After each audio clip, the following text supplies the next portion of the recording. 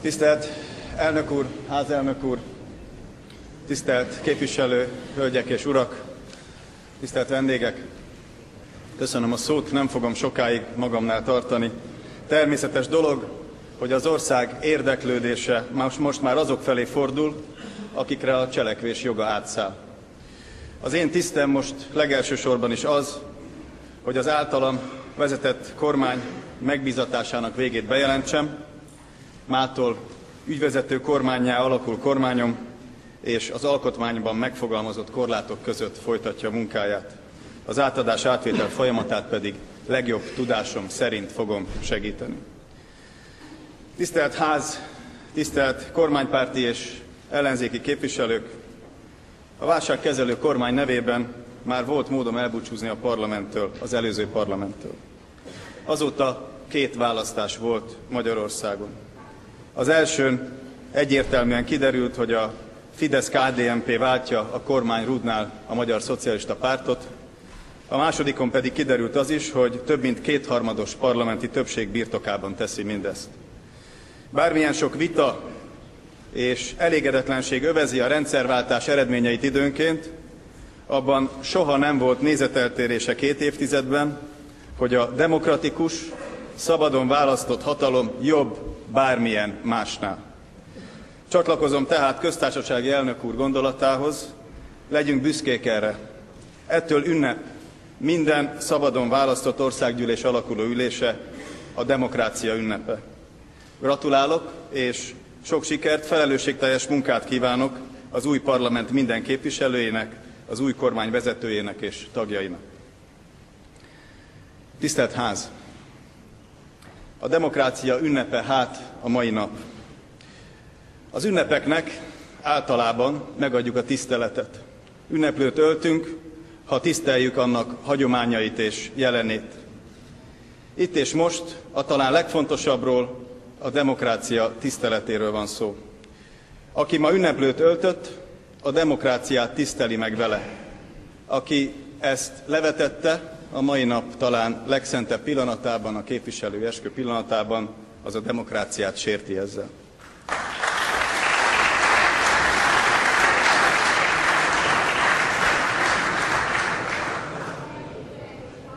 A gárda egyenruhás provokáció mellett nem lehet szó nélkül elmenni.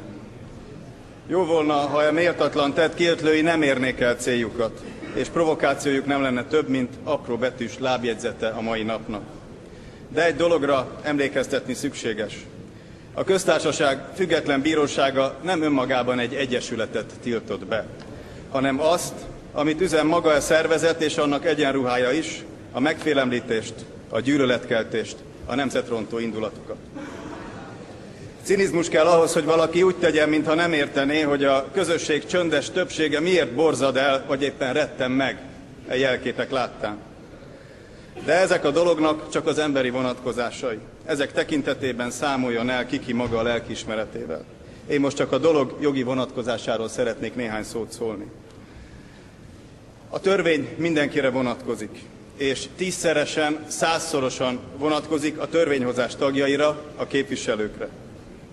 A független, demokratikus magyar bíróság kimondta, hogy ezt az uniformist olyan szervezet tagjai hordják, amely kívül helyezi magát az alkotmányos kereteken.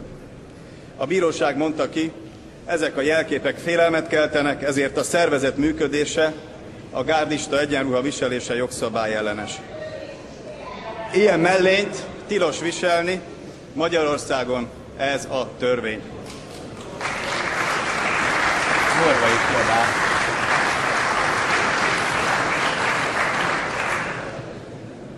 Hogyan akarnak önök törvényt hozni, és azt várni, hogy az ország polgárai ezt betartsák, ha a törvényhozásban éppen önök szegnek törvényt? Ezt demokratikus tűzzel és demokratikus vassal meg kell akadályozni. Ezt a mentalitást minden demokratának egyesített akarattal kell elutasítania a házon belül és azon kívül egyaránt. Tájékoztatom önöket, hogy kérésemre az igazságügyi és rendészeti miniszter a kormány nevében még a mai napon feljelentést tesz az ügyben.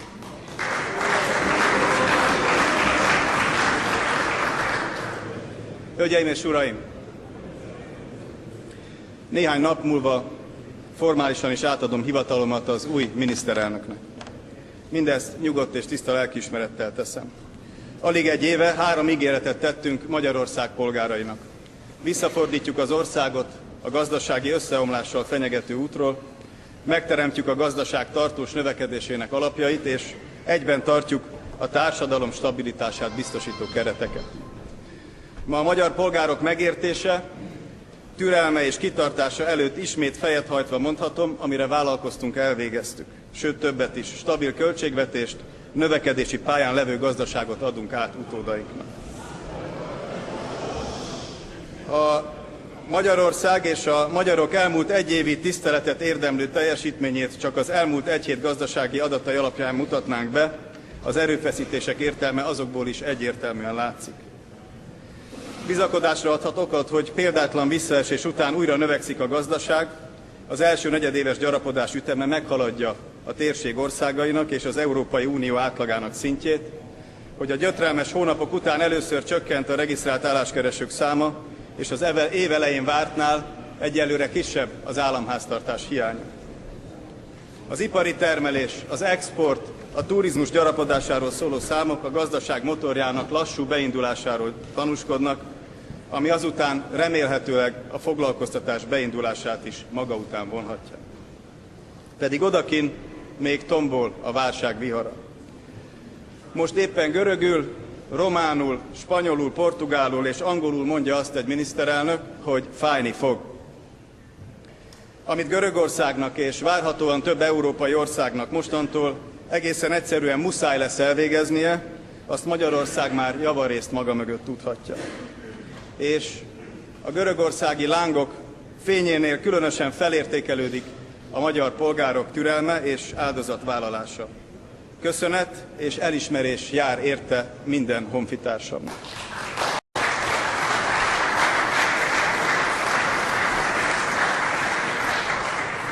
És még egyszer elmondom, köszönet érte az előző parlament felelős, elszánt többségének. Felelősségvállalásuk nagy politikai árat követelt a jelenben, de hiszem, hogy komoly befektetés a jövőbe. A világszerte még ma is tomboló gazdasági válság hatására egyre több országban kényszerítődik ki a józan, felelős politizálás, a pártérdekeket a közérdek mögé szorítani merő kormányzás gyakorlata. Tisztelt Ház!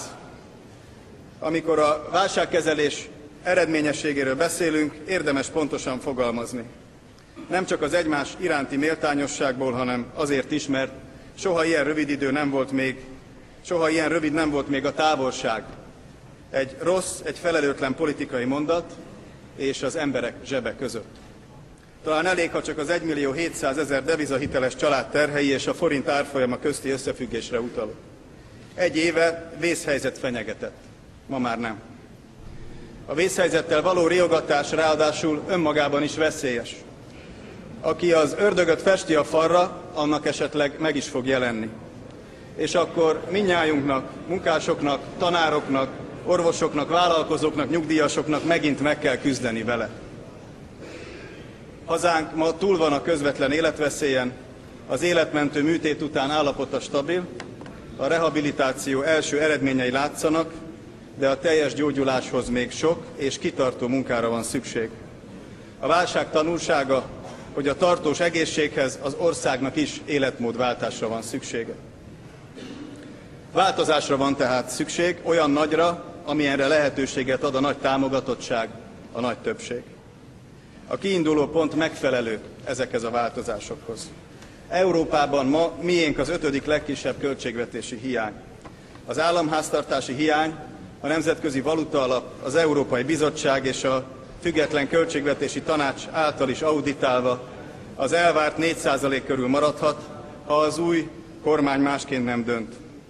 A magyar adósságszint ma már alacsonyabb az európai átlagnál, és más országokkal ellentétben az idén már csökkenő irányba fordul. A kisebb adósságállomány és a gyorsan csökkenő kamatok miatt kisebb lesz az adósságszolgálat, ami 2013-tól jelentősen csökkentheti az állami kiadások mértékét is, tehát növeli Magyarország mozgásterét. A válságkezelés megkívánta fájdalmas döntések mellett A kormány minden eszközzel azon volt, hogy enyhítse a válság hatásait és védje a legkiszolgáltatottabbakat. Ezt érzékelhette 130 000 család, akinek a krízisalap támogatása segített túljutni a nehézségeket.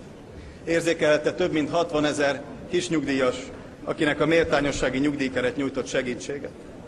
Érzékelhette az a 100 000 munkavállaló, akiknek a munkahely megőrző program mentette meg a munkahelyét.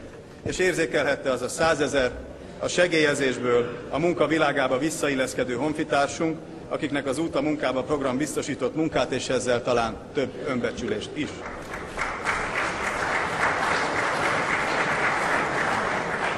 És e hét közepe óta azt is tudjuk, 2010 első negyedévében a magyar gazdaság visszatért a növekedési pályára, egy gyorsulóban lévő gazdaságot adunk át utódainknak. Tisztelt Ház, a válságkezelő kormányon tehát sok minden számon kérhető. A válságkezelő kormány felelős a forint árfolyamának alakulásáért, a nemzetközi bizalom visszatértért, a gazdasági és a politikai válság jó vagy kevésbé jó kezeléséért, és sok minden másért is. Egy dologért azonban nem tehető felelőssé, a mások ígéretéért. Minden párt és minden választó tisztában lehetett Magyarország minden lehetőségével és minden kockázatával. Ha máshonnan nem, hát onnan, hogy magam itt ebben a házban tiszta, világos szavakkal sokszor elmondtam. Elmondtam, hogy akkor és csak akkor, ha a józan ész gazdaságpolitikáját folytatjuk, ha tartjuk a szigorú, takarékos költségvetést, ha tudomásul vesszük, hogy ezen az úton összeszorított foggal kell végigmennünk, akkor és csak akkor 2011 és 2014 között megközelíthető a 4%-os éves növekedés, ami 4 év alatt akár 2000 milliárd forintos többletet is jelenthet a költségvetés számára. Ennyi lehet a mozgástér.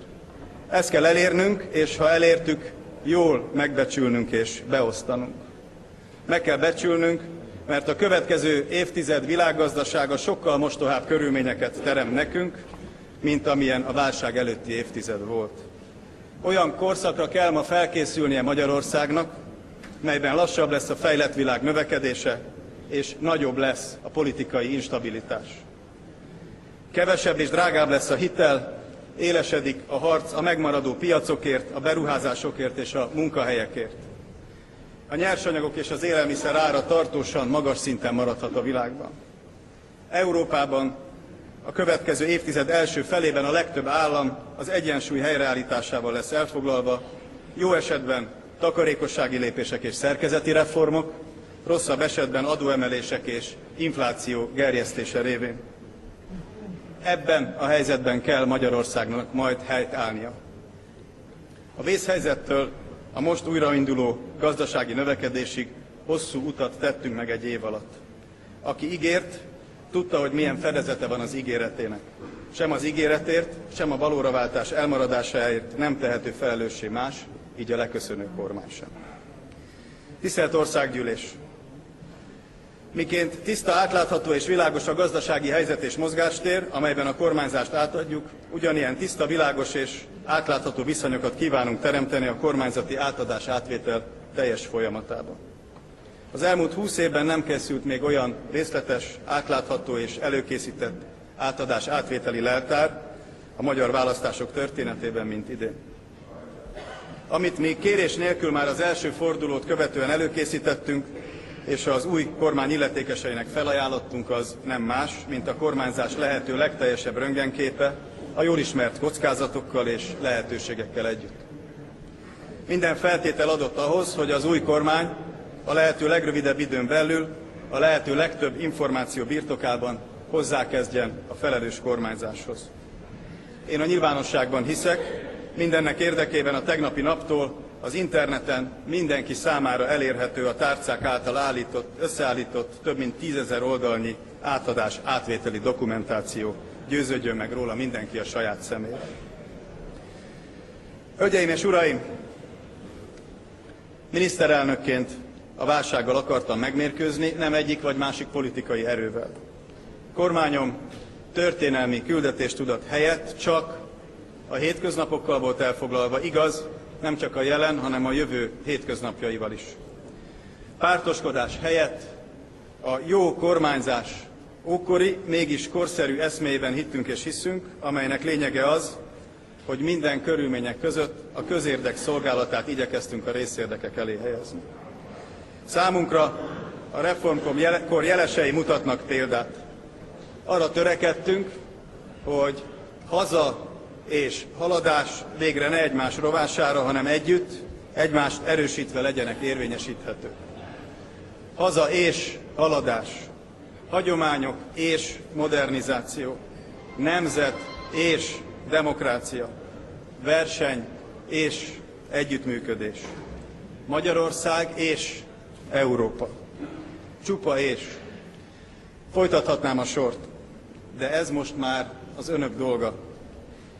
Mi mindannyian, a magyarok közösségének tagjai így együtt, abban vagyunk érdekeltek, annak szurkolunk, hogy önök ebben sikeresek legyenek.